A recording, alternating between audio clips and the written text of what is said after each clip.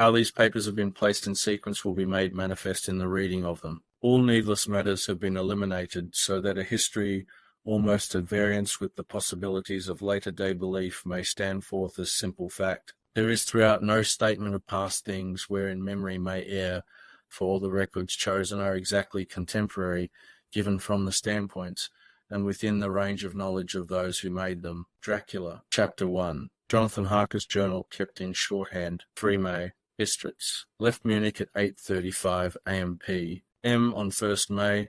Arriving at Vienna early next morning. Should have arrived at 6:46 a.m. The train was an hour late. Budapest seems a wonderful place, from the glimpse which I got of it from the train and the little I could walk through the streets. I feared to go very far from the station, as we had arrived late, and would start as near the correct time as possible. The impression I had was that we were leaving the west and entering the east. The most western of splendid bridges over the Danube, which is here of noble width and depth, took us among the traditions of Turkish rule. We left in pretty good time, and came after nightfall to Klausenburg. Here I stopped for the night at the Hotel Royal. I had for dinner, or rather supper, a chicken done up some way with red pepper, which was very good but thirsty. Ma'am, get recipe from Mina. I asked the waiter, and he said it was called paprika hendel, and that, as it was a national dish, I should be able to get it anywhere along the Carpathians. I found my smattering of German very useful here. Indeed, I don't know how I should be able to get on without it. Having had some time at my disposal when in London, I had visited the British Museum and made search among the books and maps in the library regarding Transylvania. It had struck me that some foreknowledge of the country could hardly fail to have some importance in dealing with a nobleman of that country. I find that the district he named is in the extreme east of the country, just on the borders of 3 states, Transylvania, Moldavia, and Bukovina, in the midst of the Carpathian Mountains, one of the wildest and least known portions of Europe. I was not able to light on any map or work giving the exact locality of the Castle Dracula, as there are no maps of this country as yet to compare with our own Ordnance Survey maps. But I found that Bistritz, the post town named by Count Dracula, is a fairly well-known place. I shall enter here some of my notes, as they may refresh my memory when I talk over my travels with Mina. In the population of Transylvania, there are 4 distinct nationalities, Saxons in the south, and mixed with them the Wallachs, who are the descendants of the Dacians, Magyars in the west, and Siglis in the east and north. I am going among the latter, who claim to be descended from Attila and the Huns. This may be so, for when the Magyars conquered the country in the 11th century, they found the Huns settled in it. I read that every known superstition in the world is gathered into the horseshoe of the Carpathians, as if it were the centre of some sort of imaginative whirlpool. If so, my stay may be very interesting. Mem, I must ask the Count all about them. I did not sleep well, though my bed was comfortable enough, for I had all sorts of queer dreams. There was a dog howling all night under my window, which may have had something to do with it, or it may have been the paprika, for I had to drink up all the water in my carafe, and was still thirsty. Towards morning I slept and was wakened by the continuous knocking at my door, so I guess I must have been sleeping soundly then. I had for breakfast more paprika and a sort of porridge of maize flour, which they said was mamaliga, and eggplant stuffed with forcemeat, a very excellent dish, which they call implatata. Ma'am, get recipe for this also. I had to hurry breakfast, for the train started a little before 8, or rather it ought to have done so, for after rushing to the station at 7:30 a.m., I had to sit in the carriage for more than an hour before we began to move. It seems to me that the further east you go, the more unpunctual are the trains. What ought they to be in China? All day long we seemed to dawdle through a country which was full of beauty of every kind. Sometimes we saw little towns or castles on the top of steep hills, such as we see in old missals. Sometimes we ran by rivers and streams which seemed from the wide stony margin on each side of them to be subject to great floods. It takes a lot of water, and running strong, to sweep the outside edge of a river clear. At every station there were groups of people, sometimes crowds, and in all sorts of attire. Some of them were just like the peasants at home, or those I saw coming through France and Germany, with short jackets and round hats and home-made trousers, but others were very picturesque. The women looked pretty, except when you got near them, but they were very clumsy about the waist. They had all full white sleeves of some kind or other, and most of them had big belts with a lot of strips of something fluttering from them, like the dresses in a ballet, but of course there were petticoats under them. The strangest figures we saw were the Slovaks, who were more barbarian than the rest, with their big cowboy hats, great baggy dirty white trousers, white linen shirts, and enormous heavy leather belts, nearly a foot wide, all studded over with brass nails. They wore high boots, with their trousers tucked into them. They had long black hair and heavy black moustaches. They are very picturesque, but do not look prepossessing. On the stage they would be set down at once as some old oriental band of brigands. They are, however, I am told, very harmless and rather wanting in natural self-assertion. It was on the dark side of twilight when we got to Bistritz, which is a very interesting old place. Being practically on the frontier, for the Borgo Pass leads from it into Bukovina, it has had a very stormy existence, and it certainly shows marks of it. 50 years ago, a series of great fires took place, which made terrible havoc on 5 separate occasions. At the very beginning of the 17th century, it underwent a siege of 3 weeks and lost 13,000 people, the casualties of war proper being assisted by famine and disease. Count Dracula had directed me to go to the Golden Crone Hotel, which I found, to my great delight, to be thoroughly old-fashioned, for of course I wanted to see all I could of the ways of the country. I was evidently expected, for when I got near the door I faced a cheery-looking elderly woman in the usual peasant dress, white undergarment with long double apron front and back of coloured stuff fitting almost too tight for modesty. When I came close she bowed and said, "A Herr Englishman?" "Yes," I said, "Jonathan Harker." She smiled and gave some message to an elderly man in white shirt sleeves, who had followed her to the door. He went, but immediately returned with a letter. "My friend, welcome to the Carpathians. I am anxiously expecting you. Sleep well tonight. At 3 tomorrow. The diligence will start for Bukovina. A place on it is kept for you. At the Borgo Pass my carriage will await you and will bring you to me. I trust that your journey from London has been a happy one and that you will enjoy your stay in my beautiful land. Your friend Dracula, 4 May. I found that my landlord had got a letter from the Count directing him to secure the best place on the coach for me, but on making inquiries as to details he seemed somewhat reticent and pretended that he could not understand my German. This could not be true, because up to then he had understood it perfectly at least. He answered my questions exactly as if he did. He and his wife, the old lady who had received me, looked at each other in a frightened sort of way. He mumbled out that the money had been sent in a letter, and that was all he knew. When I asked him if he knew Count Dracula and could tell me anything of his castle, both he and his wife crossed themselves, and saying that they knew nothing at all, simply refused to speak further. It was so near the time of starting that I had no time to ask anyone else, for it was all very mysterious and not by any means comforting. Just before I was leaving, the old lady came up to my room and said in a very hysterical way, "Must you go?" "Oh, young Herr, must you go?" She was in such an excited state that she seemed to have lost her grip of what German she knew and mixed it all up with some other language which I did not know at all. I was just able to follow her by asking many questions. When I told her that I must go at once and that I was engaged on important business, she asked again, "Do you know what day it is?"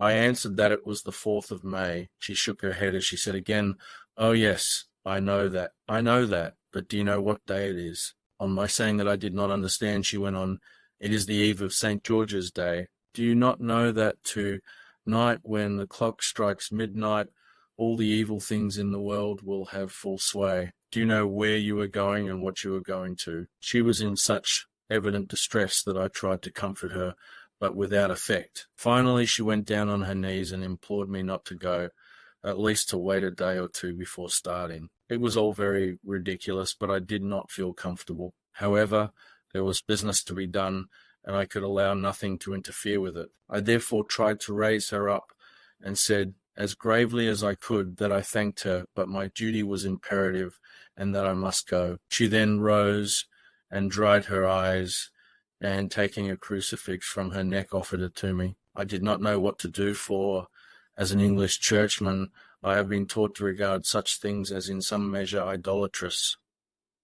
And yet it seemed so ungracious to refuse an old lady meaning so well and in such a state of mind. She saw, I suppose, the doubt in my face, for she put the rosary around my neck and said, "For your mother's sake," and went out of the room. I am writing up this part of the diary whilst I am waiting for the coach, which is of course late, and the crucifix is still round my neck. Whether it is the old lady's fear, or the many ghostly traditions of this place, or the crucifix itself, I do not know.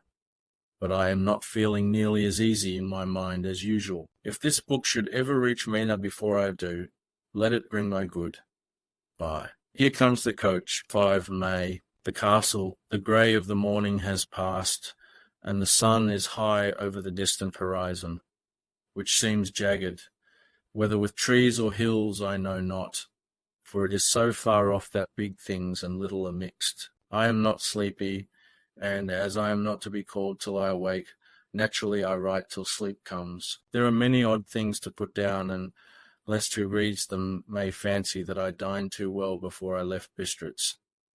Let me put down my dinner exactly. I dined on what they called robber steak, bits of bacon, onion, and beef, seasoned with red pepper and strung on sticks and roasted over the fire, in the simple style of the London cat's meat. The wine was golden mediash, which produces a queer sting on the tongue, which is however not disagreeable. I had only a couple of glasses of this, and nothing else. When I got on the coach, the driver had not taken his seat, and I saw him talking with the landlady. They were evidently talking of me, for every now and then they looked at me, and some of the people who were sitting on the bench outside the door, which they call by a name meaning word-bearer, came and listened, and then looked at me, most of them pityingly. I could hear a lot of words often repeated, queer words, for there were many nationalities in the crowd, so I quietly got my polyglot dictionary from my bag and looked them out.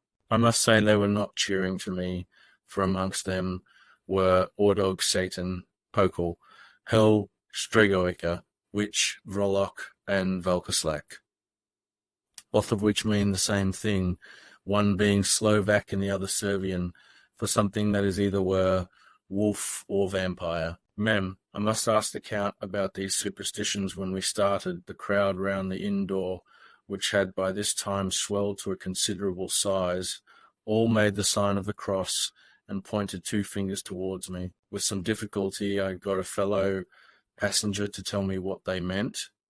He would not answer at first, but on learning that I was English, he explained that it was a charm or guard against the evil eye. This was not very pleasant for me, just starting for an unknown place to meet an unknown man, but everyone seemed so kind-hearted and so sorrowful and so sympathetic that I could not but be touched. I shall never forget the last glimpse which I had of the inn-yard and its crowd of picturesque figures all crossing themselves as they stood round the wide archway with its background of rich foliage of oleander and orange trees in green tubs clustered in the centre of the yard. And our driver, whose wide linen drawers covered the whole front of the box seat, Gotza they call them, cracked his big whip over his 4 small horses, which ran abreast, and we set off on our journey. I soon lost sight and recollection of ghostly fears in the beauty of the scene as we drove along, although had I known the language, or rather languages,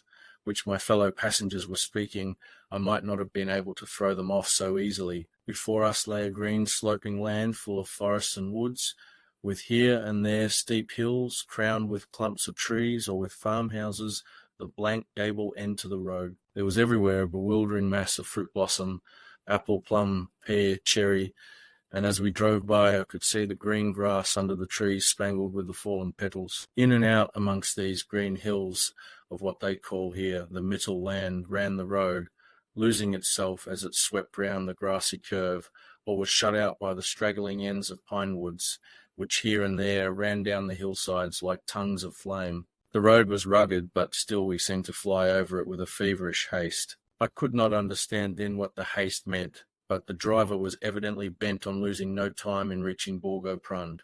I was told that this road is in summertime excellent, but that it had not yet been put in order after the winter snows. In this respect, it is different from the general run of roads in the Carpathians, for it is an old tradition that they are not to be kept in too good order. Of old, the hospodars would not repair them, lest the Turks should think that they were preparing to bring in foreign troops, and so hasten the war, which was always really at loading point. Beyond the green swelling hills of the metal land rose mighty slopes of forest, up to the lofty steeps of the Carpathians themselves. Right and left of us they towered, with the afternoon sun falling full upon them, and bringing out all the glorious colours of this beautiful range.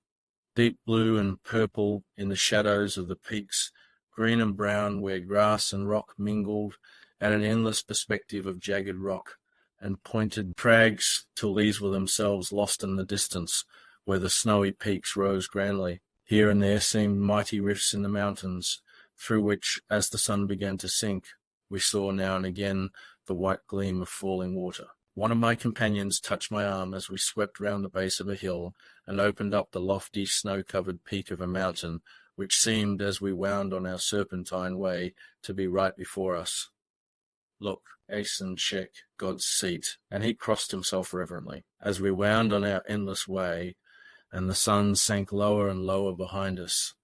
The shadows of the evening began to creep round us. This was emphasized by the fact that the snowy mountain tops still held the sunset and seemed to glow out with a delicate, cool pink. Here and there we'd pass CSX and Slovaks, all in picturesque attire, but I noticed that goiter was painfully prevalent. By the roadside were many crosses, and as we swept by, my companions all crossed themselves. Here and there was a peasant man or woman kneeling before a shrine, who did not even turn round as we approached, but seemed in the self-surrender of devotion to have neither eyes nor ears for the outer world. There were many things new to me, for instance, hay ricks in the trees, and here and there very beautiful masses of weeping birch, their white stems shining like silver through the delicate green of the leaves. Now and again we passed a lighter wagon, the ordinary peasant's cart, with its long snake-like vertebrate calculated to suit the inequalities of the road. On this was sure to be seated quite a group of home-coming peasants,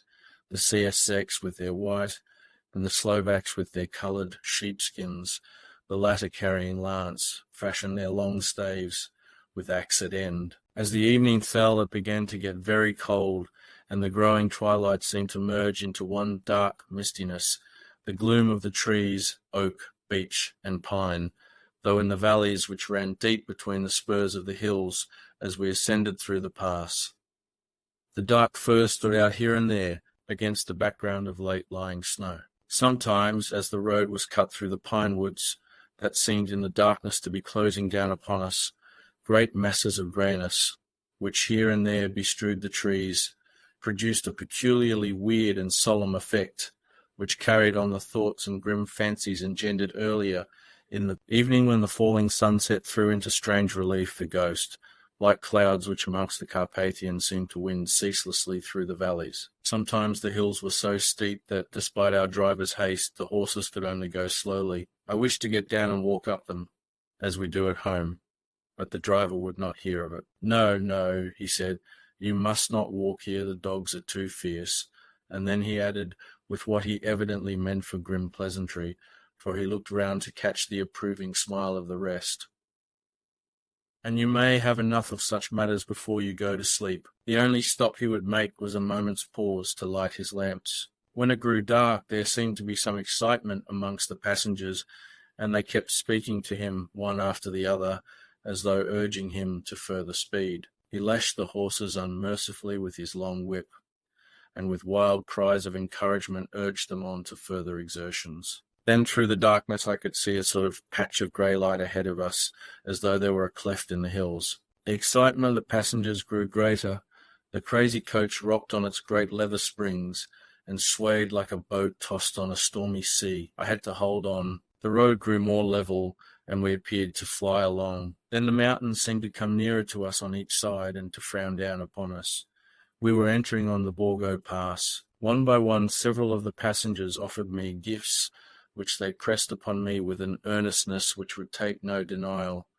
These were certainly of an odd and varied kind, but each was given in simple good faith, with a kindly word and a blessing, and that strange mixture of fear, meaning, movements which I had seen outside the hotel at Bistritz, the sign of the cross and the guard against the evil eye. Then as we flew along, the driver leaned forward, and on each side the passengers, craning over the edge of the coach, peered eagerly into the darkness. It was evident that something very exciting was either happening or expected, but though I asked each passenger, no one would give me the slightest explanation. This state of excitement kept on for some little time, and at last we saw before us the pass opening out on the eastern side. There were dark, rolling clouds overhead, and in the air the heavy, oppressive sense of thunder. It seemed as though the mountain range had separated two atmospheres, and that now we had got into the thunderous one. I was now myself looking out for the conveyance which was to take me to the Count.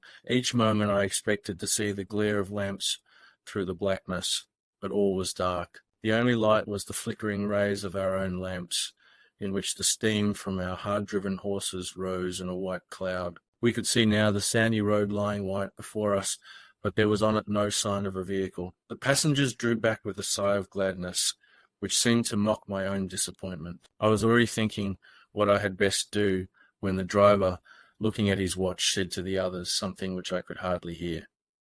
It was spoken so quietly and in so low a tone, I thought it was an hour less than the time. Then turning to me, he said in German worse than my own, "There is no carriage here. The Herr is not expected after all. He will now come on to Bukovina and return to-morrow or the next day, better the next day." Whilst he was speaking, the horses began to neigh and snort and plunge wildly, so that the driver had to hold them up. Then, amongst a chorus of screams from the peasants and a universal crossing of themselves, a calfiche with 4 horses drove up behind us, overtook us, and drew up beside the coach. I could see from the flash of our lamps, as the rays fell on them, that the horses were coal black and splendid animals. They were driven by a tall man, with a long brown beard and a great black hat which seemed to hide his face from us. I could only see the gleam of a pair of very bright eyes, which seemed red in the lamplight, as he turned to us. He said to the driver, "You are early tonight, my friend." The man stammered in reply. The English Herr was in a hurry, to which the stranger replied, "That is why, I suppose, you wished him to go on to Bukovina. You cannot deceive me, my friend, I know too much, and my horses are swift." As he spoke, he smiled, and the lamplight fell on a hard-looking mouth, with very red lips and sharp-looking teeth, as white as ivory. One of my companions whispered to another the line from Burger's Lenore, "Den die Toten reiten schnell, for the dead travel fast." The strange driver evidently heard the words, for he looked up with a gleaming smile. The passenger turned his face away, at the same time putting out his 2 fingers and crossing himself. "Give me the Herr's luggage," said the driver, and with exceeding alacrity my bags were handed out and put in the calfiche. Then I descended from the side of the coach, as the calfiche was close alongside, the driver helping me with a hand which caught my arm in a grip of steel.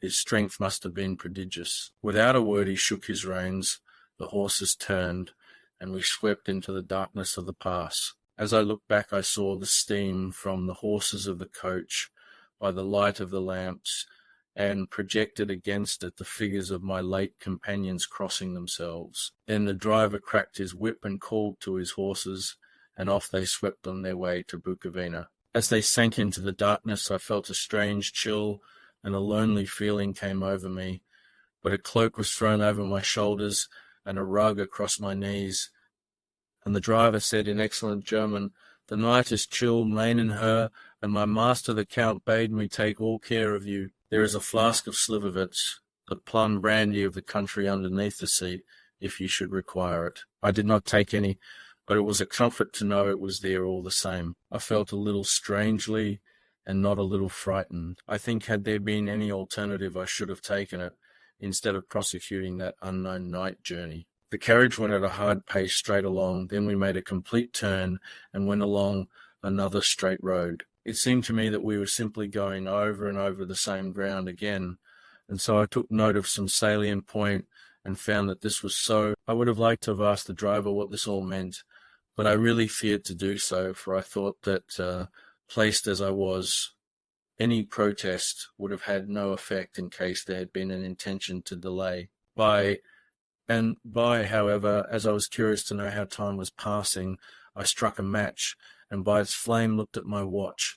It was within a few minutes of midnight. This gave me a sort of shock, for I suppose the general superstition about midnight was increased by my recent experiences. I waited with a sick feeling of suspense. Then a dog began to howl somewhere in a farmhouse far down the road, a long, agonized wailing as if from fear. The sound was taken up by another dog, and then another and another, till borne on the wind, which now sighed softly through the pass, a wild howling began, which seemed to come from all over the country, as far as the imagination could grasp it through the gloom of the night. At the first howl, the horses began to strain and rear, but the driver spoke to them soothingly, and they quieted down, but shivered and sweated as though after a runaway from sudden fright. Then, far off in the distance, from the mountains on each side of us, began a louder and a sharper howling, that of wolves, which affected both the horses and myself in the same way, for I was minded to jump from the Calfeegi and run, whilst they reared again and plunged madly, so that the driver had to use all his great strength to keep them from bolting. In a few minutes, however, my own ears got accustomed to the sound, and the horses so far became quiet that the driver was able to descend and to stand before them. He petted and soothed them, and whispered something in their ears, as I have heard of horse tamers doing, and with extraordinary effect, for under his caresses they became quite manageable, again though they still trembled. The driver again took his seat, and shaking his reins, started off at a great pace. This time, after going to the far side of the pass, he suddenly turned down a narrow roadway which ran sharply to the right. Soon we were hemmed in with trees, which in places arched right over the roadway till we passed as through a tunnel, and again great frowning rocks guarded us boldly on either side. Though we were in shelter, we could hear the rising wind, for it moaned and whistled through the rocks, and the branches of the trees crashed together as we swept along. It grew colder and colder still, and fine. Powdery snow began to fall, so that soon we and all around us were covered with a white blanket. The keen wind still carried the howling of the dogs, though this grew fainter as we went on our way. The baying of the wolves sounded nearer and nearer, as though they were closing round on us from every side. I grew dreadfully afraid, and the horses shared my fear. The driver, however, was not in the least disturbed. He kept turning his head to left and right, but I could not see anything through the darkness. Suddenly, away on our left, I saw a faint flickering blue flame. The driver saw it at the same moment. He at once checked the horses, and, jumping to the ground, disappeared into the darkness. I did not know what to do, unless as the howling of the wolves grew closer. But while I wondered, the driver suddenly appeared again, and without a word took his seat, and we resumed our journey. I think I must have fallen asleep, and kept dreaming of the incident, for it seemed to be repeated endlessly, and now, looking back, it is like a sort of awful nightmare. Once the flame appeared so near the road that even in the darkness around us I could watch the driver's motions. He went rapidly to where the blue flame arose. It must have been very faint, for it did not seem to illumine the place around it at all, and gathering a few stones, formed them into some device. Once there appeared a strange optical effect. When he stood between me and the flame, he did not obstruct it, for I could see its ghostly flicker all the same. This startled me, but as the effect was only momentary, I took it that my eyes deceived me, straining through the darkness. Then, for a time, there were no blue flames, and we sped onwards through the gloom, with the howling of the wolves around us, as though they were following in a moving circle. At last there came a time when the driver went further afield than he had yet gone, and during his absence the horses began to tremble worse than ever, and to snort and scream with fright. I could not see any cause for it, for the howling of the wolves had ceased altogether, but just then the moon, sailing through the black clouds, appeared behind the jagged crest of a beetling, pine-clad rock, and by its light I saw around us a ring of wolves, with white teeth and lolling red tongues, with long, sinewy limbs and shaggy hair. They were 100 times more terrible in the grim silence which held them than even when they howled. For myself, I felt a sort of paralysis of fear. It is only when a man feels himself face to face with such horrors that he can understand their true import. All at once the wolves began to howl, as though the horses jumped about and reared and looked helplessly round with eyes that rolled in a way painful to see, but the living ring of terror encompassed them on every side, and they had perforce to remain within it. I called to the coachman to come, for it seemed to me that our only chance was to try to break out through the ring, and to aid his approach. I shouted and beat the side of the calfiche, hoping by the noise to scare the wolves from that side so as to give him a chance of reaching the trap. How he came there I know not, but I heard his voice raised in a tone of imperious command, and looking towards the sound, saw him stand in the roadway. As he swept his long arms, as though brushing aside some impalpable obstacle, the wolves fell back and back further still. Just then a heavy cloud passed across the face of the moon, so that we were again in darkness. When I could see again, the driver was climbing into the calfiche, and the wolves had disappeared. This was all so strange and uncanny that a dreadful fear came upon me, and I was afraid to speak or move. The time seemed interminable as we swept on our way.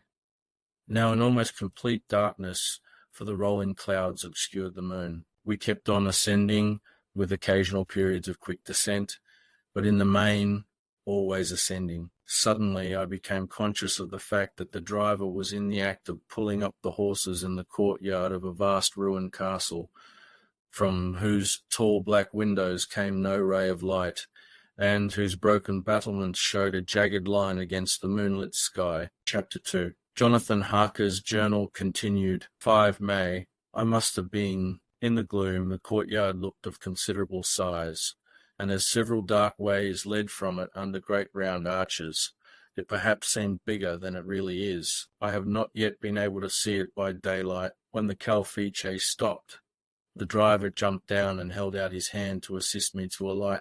Again I could not but notice his prodigious strength. His hand actually seemed like a steel vice that could have crushed mine if he had chosen. Then he took out my traps and placed them on the ground beside me as I stood close to a great door, old and studded with large iron nails, and set in a projecting doorway of massive stone. I could see even in the dim light that the stone was massively carved, but that the carving had been much worn by time and weather. As I stood, the driver jumped again into his seat and shook the reins. The horses started forward, and trap and all disappeared down one of the dark openings. I stood in silence where I was, for I did not know what to do. Of bell or knocker there was no sign through these frowning walls and dark window openings. It was not likely that my voice could penetrate. The time I waited seemed endless, and I felt doubts and fears crowding upon me. What sort of place had I come to, and among what kind of people? What sort of grim adventure was it on which I had embarked? Was this a customary incident in the life of a solicitor's clerk sent out to explain the purchase of a London estate to a foreigner? Solicitor's clerk. Mina would not like that. Solicitor,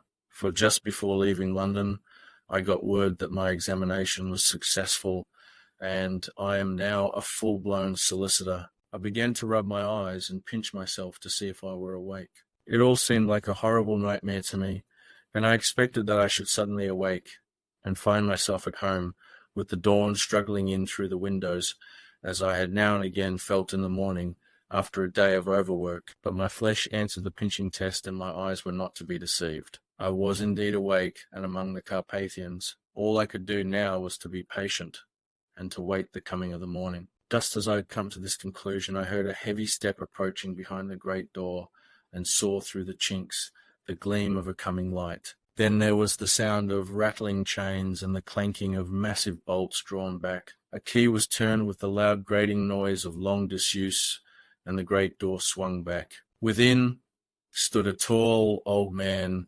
clean-shaven save for a long white moustache, and clad in black from head to foot, without a single speck of colour about him anywhere. He held in his hand an antique silver lamp, in which the flame burned without chimney or globe of any kind, throwing long quivering shadows as it flickered in the draught of the open door. The old man motioned me in with his right hand with a courtly gesture, saying, in excellent English, but with a strange intonation, "Welcome to my house. Enter freely and of your own will." He made no motion of stepping to meet me, but stood like a statue, as though his gesture of welcome had fixed him into stone. The instant, however, that I had stepped over the threshold, he moved impulsively forward, and holding out his hand grasped mine with a strength which made me wince, an effect which was not lessened by the fact that it seemed as cold as ice, more like the hand of a dead than a living man. Again he said, "Welcome to my house. Come freely.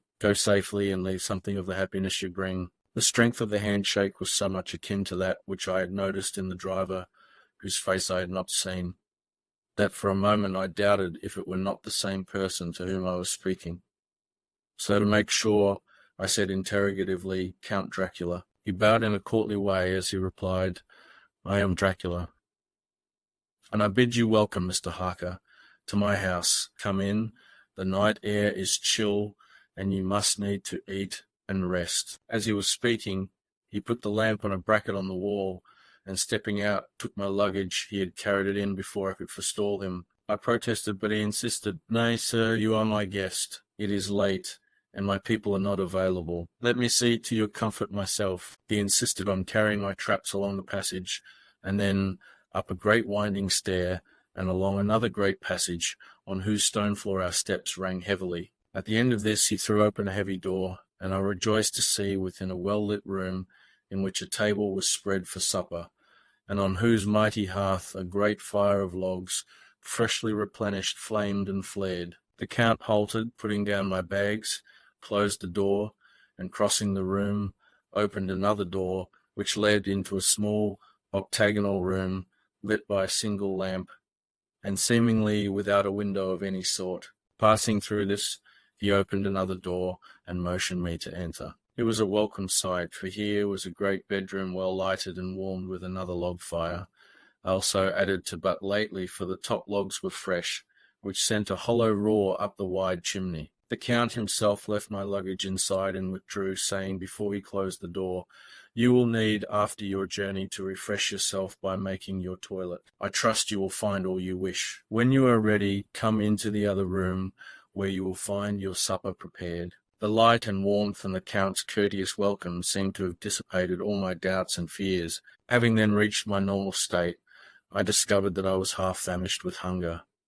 So, making a hasty toilet, I went into the other room. I found supper already laid out. My host, who stood on one side of the great fireplace, leaning against the stonework, made a graceful wave of his hand to the table and said, "I pray you be seated and sup how you please. You will, I trust, excuse me that I do not join you, but I have dined already, and I do not sup." I handed to him the sealed letter which Mr. Hawkins had entrusted to me. He opened it and read it gravely, then, with a charming smile, he handed it to me to read. One passage of it, at least, gave me a thrill of pleasure. I must regret that an attack of gout, from which malady I am a constant sufferer, forbids absolutely any travelling on my part for some time to come.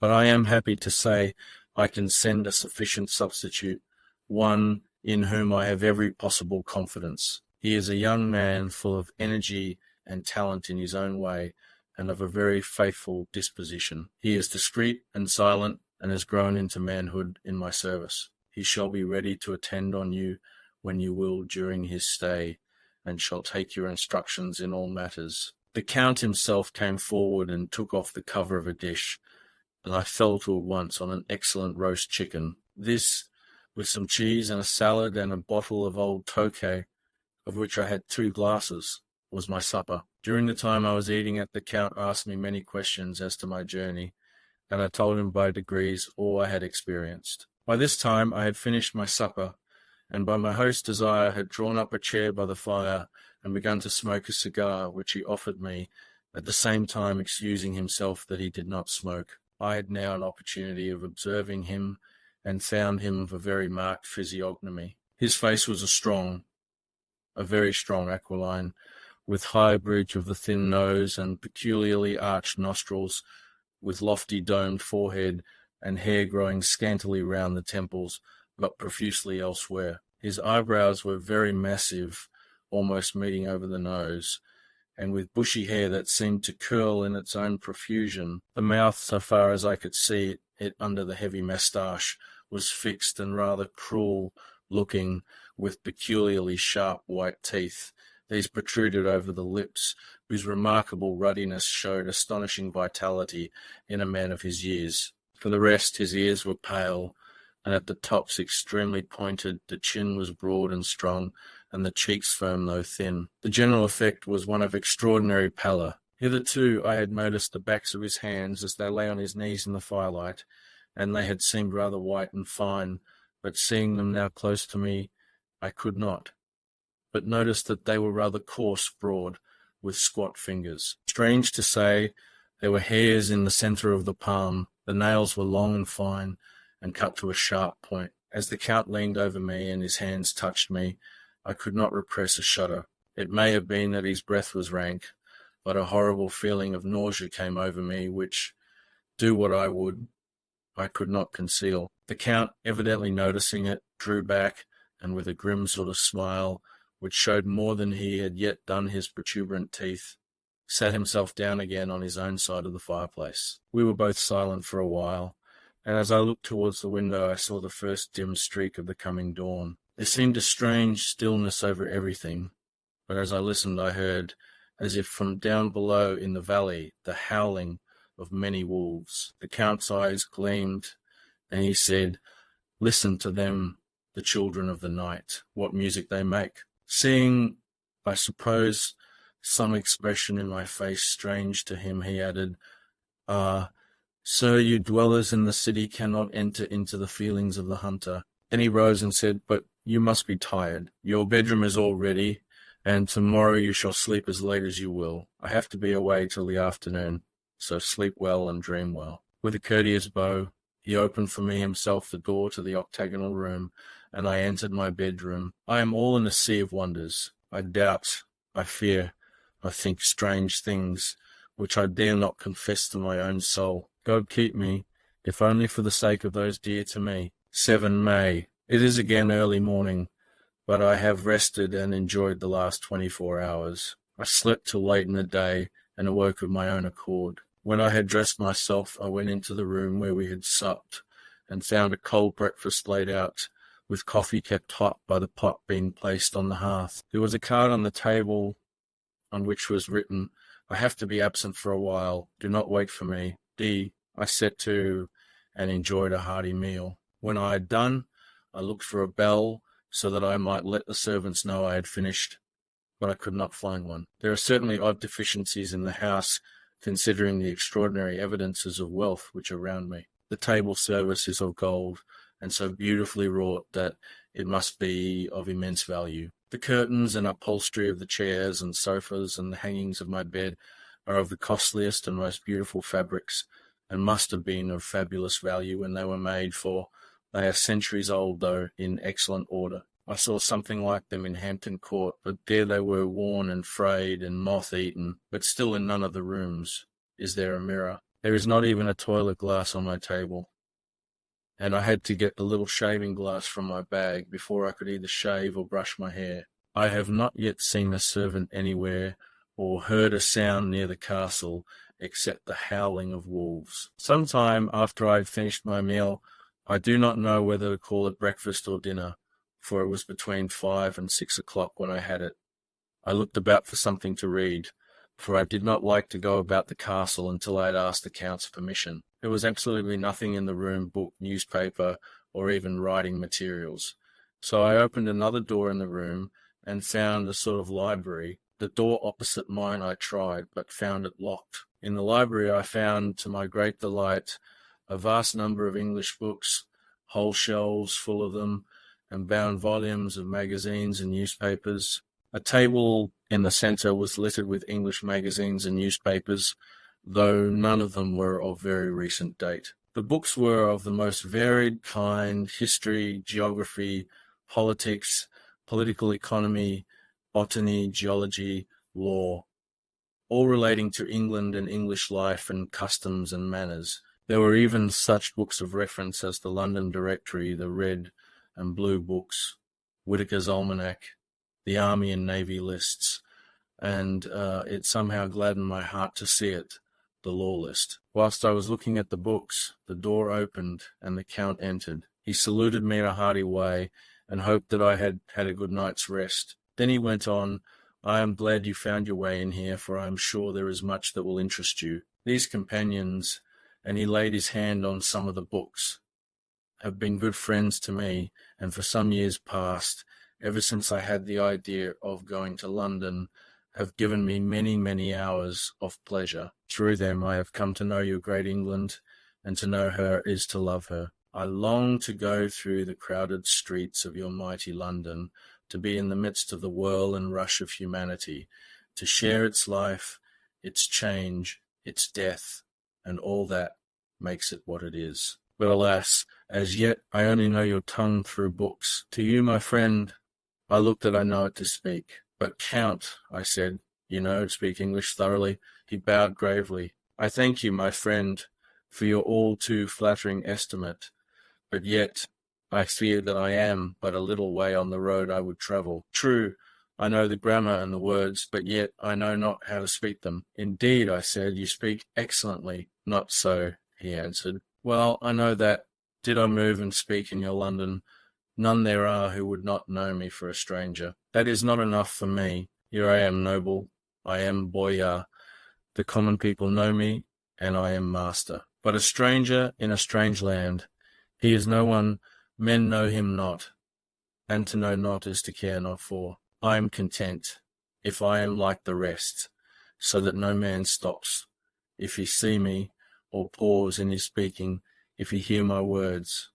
Ha ha! A stranger, I have been so long master that I would be master still, or at least that none other should be master of me. You come to me not alone as agent of my friend Peter Hawkins of Exeter, to tell me all about my new estate in London. You shall, I trust, rest here with me a while, so that by our talking I may learn the English intonation, and I would that you tell me when I make error, even of the smallest, in my speaking. I am sorry that I had to be away so long today, but you will, I know, forgive one who has so many important affairs in hand." Of course, I said all I could about being willing, and asked if I might come into that room when I chose. He answered, "Yes, certainly," and added, "You may go anywhere you wish in the castle, except where the doors are locked, where of course you will not wish to go. There is reason that all things are as they are, and did you see with my eyes and know with my knowledge, you would perhaps better understand." I said I was sure of this, and then he went on, "We are in Transylvania, and Transylvania is not England. Our ways are not your ways, and there shall be to you many strange things. Nay, from what you have told me of your experiences already, you know something of what strange things there may be." This led to much conversation, and as it was evident that he wanted to talk, if only for talking's sake, I asked him many questions regarding things that had already happened to me or come within my notice. Sometimes he sheered off the subject, or turned the conversation by pretending not to understand, but generally he answered all I asked most frankly. Then, as time went on, and I had got somewhat older, I asked him of some of the strange things of the preceding night, as for instance why the coachman went to the places where he had seen the blue flames. He then explained to me that it was commonly believed that on a certain night of the year, last night, in fact, when all evil spirits are supposed to have unchecked sway, a blue flame is seen over any place where treasure has been concealed. That treasure has been hidden, he went on. In the region through which you came last night, there can be but little doubt, for it was the ground fought over for centuries by the Walatian, the Saxon, and the Turk. Why, there is hardly a foot of soil in all this region that has not been enriched by the blood of men, patriots, or invaders. In old days there were stirring times, when the Austrian and the Hungarian came up in hordes, and the patriots went out to meet them, men and women, the aged and the children too, and waited their coming on the rocks above the passes, that they might sweep destruction on them with their artificial avalanches. When the invader was triumphant, he found but little, for whatever there was had been sheltered in the friendly soil. "But how," said I, Can it have remained so long undiscovered when there is a short index to it, if men will but take the trouble to look? The Count smiled, and as his lips ran back over his gums, the long, sharp canine teeth showed out strangely, he answered, "Because your peasant is at heart a coward and a fool. Those flames only appear on one night, and on that night no man of this land will, if he can help it, stir without his doors. And, dear sir, even if he did, he would not know what to do. Why, even the peasant that you tell me of who marked the place of the flame would not know where to look in daylight, even for his own work. Even you would not, I dare be sworn, be able to find these places again." "There you are right," I said. "I know no more than the dead where even to look for them." Then we drifted into other matters. "Come," he said at last, "tell me of London and the house which you have procured for me." With an apology for my remissness, I went into my own room to get the papers from my bag. Whilst I was placing them in order, I heard a rattling of china and silver in the next room, and as I passed through, noticed that the table had been cleared and the lamp lit, for it was by this time deep into the dark. The lamps were also lit in the study or library, and I found the Count lying on the sofa reading, of all things in the world, an English Bradshaw's Guide. When I came in, he cleared the books and papers from the table, and with him I went into plans and deeds and figures of all sorts. He was interested in everything, and asked me a myriad questions about the place and its surroundings. He clearly had studied beforehand all he could get on the subject of the neighbourhood, for he evidently at the end knew very much more than I did. When I remarked this, he answered, "Well, but, my friend, is it not needful that I should? When I go there, I shall be all alone. And my friend Harker, Jonathan, nay, pardon me, I fall into my country's habit of putting your patronymic first.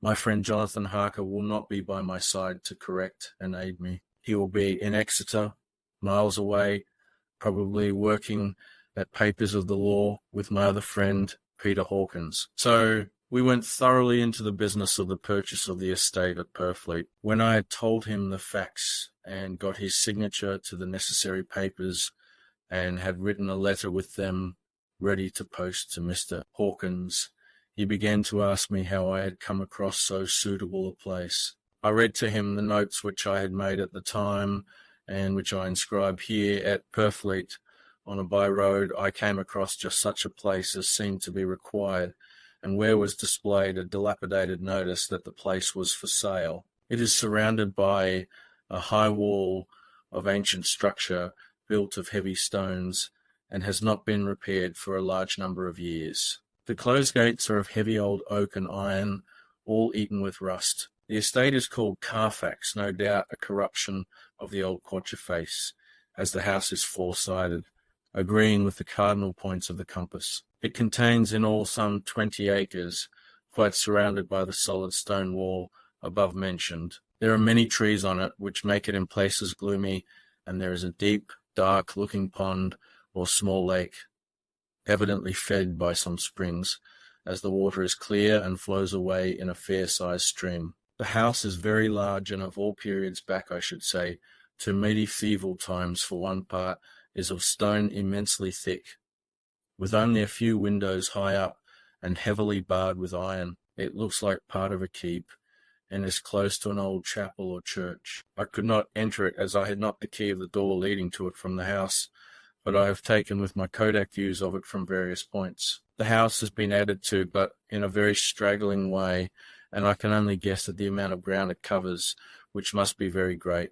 There are but few houses close at hand, one being a very large house, only recently added to and formed into a private lunatic asylum. It is not, however, visible from the grounds. When I had finished, he said, "I am glad that it is old and big. I myself am of an old family, and to live in a new house would kill me. A house cannot be made habitable in a day, and after all, how few days go to make up a century. I rejoice also that there is a chapel of old times. We Transylvanian nobles love not to think that our bones may lie amongst the common dead. I seek not gaiety nor mirth, not the bright voluptuousness of much sunshine and sparkling waters, which please the young and gay. I am no longer young, and my heart, through weary years of mourning over the dead, is not attuned to mirth. Moreover, the walls of my castle are broken, the shadows are many, and the wind breathes cold through the broken battlements and casements.